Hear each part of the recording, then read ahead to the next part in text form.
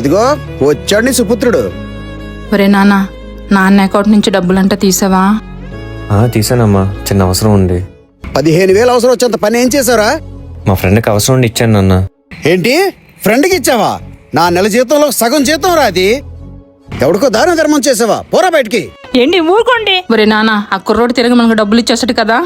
లేదమ్మా, వాడు ఇంకా డబ్బులు ఇవ్వలేడు. ఏంటి, ఇంకా రావా? నేను కష్టపడి సంపాదించిన డబ్బులు రవి. నువ్వు కష్టపడి సంపాదిస్తే తెలుస్తుంది ఆ డబ్బు విలువ. ఏంటి నాన్న ఇందాక నుంచి డబ్బు డబ్బు అంటున్నారు? అసలు డబ్బులు ఏం చేసినా తెలుసా మీకు?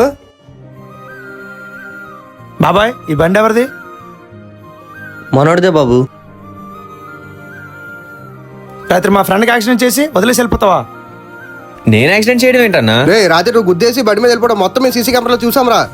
వాడు ఇప్పుడు హాస్పిటల్లో ఉన్నాడు. వచ్చి బిల్ కడతావా లేదంటే పోలీస్ స్టేషన్లో కంప్లైంట్ ఇవ్వాలా? వద్దన్నా, నేను వచ్చి బిల్లు కడతాను. నువ్వు బిల్ కట్టినంత వరకు బండి మా దగ్గర ఉంటుందిలే. రారా. నాన్న, ఆ యాక్సిడెంట్ ఎవరు చేశారో తెలుసా?